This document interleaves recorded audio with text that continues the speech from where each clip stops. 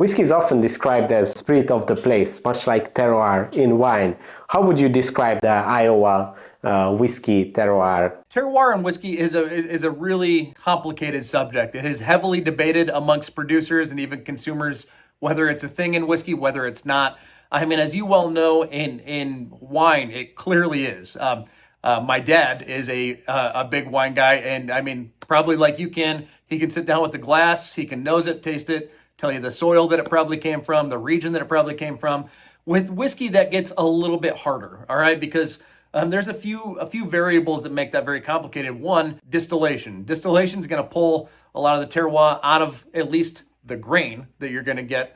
And then you also have barrel maturation. That's going to complicate things too, especially if you're using things like charred casks. So, in my opinion, is terroir a thing in whiskey? Yes, just not to the same extent as in wine. A lot of the times where you can start to get like a sense of place tied to a whiskey is going to come from the climate that it's matured in. For example, in the state of Iowa, where I am right now, it is currently about 0 degrees outside, and our barrels are in a non-climate controlled maturation setting. That means that the barrels themselves are literally sitting in 0 degree temperature. In the summertime in the state of Iowa, we will hit 100 degrees. So we will see a little over 100 degree swing, and our whiskey will go through that during the maturation process. So you've got temperature swings, humidity and pressure swings, and that is going to put a certain fingerprint on your flavor profile. Then there is also the speed of maturation, which is a touchy subject as well, but it's tied to this. In a place like Texas, your whiskey is going to mature faster. It is going to develop mature flavor profiles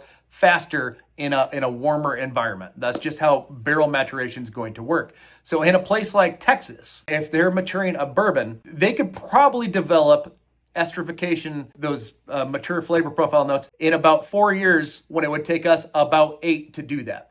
And the reason being, because it's very hot, very humid most of the year.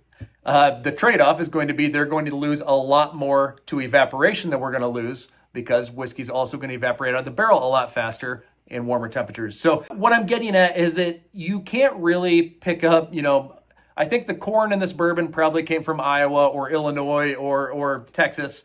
That's going to be really difficult to pick up. But what you might be able to pick up is certain notes that are going to be tied to the climate in which the barrel is matured. Even then, though, that is going to be very complicated. You're going to have to be fairly well versed in whiskey to actually be able to do that, because there's even things like cask finishing, where if I'm using a wine cask to finish the whiskey, that's going to cover some of those notes up as well. So yeah, it gets very touchy.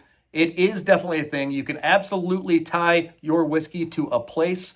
As far as being able to, as a consumer, taste that place, that gets a little bit more muddled and complicated. Yeah, I see. Well, that's interesting. You said that the aging facility is not climate controlled. That is a very lucky situation in the wine industry. This is not not possible at all. You can't quite do that. But I will say, in whiskey, though, that is a huge part of the strategy. We talk about as producers all the time. Some producers will do a climate controlled setting.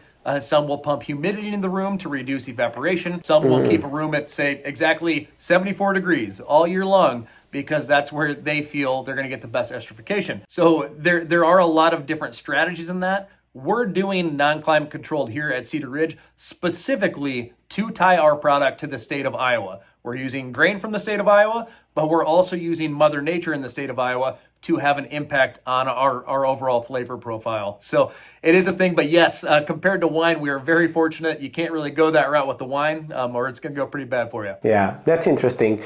Thanks for watching this video. You can watch the full podcast episode by clicking here, or watch another interesting video by clicking here. Let's continue the discussion in the comment section, and see you in the next one.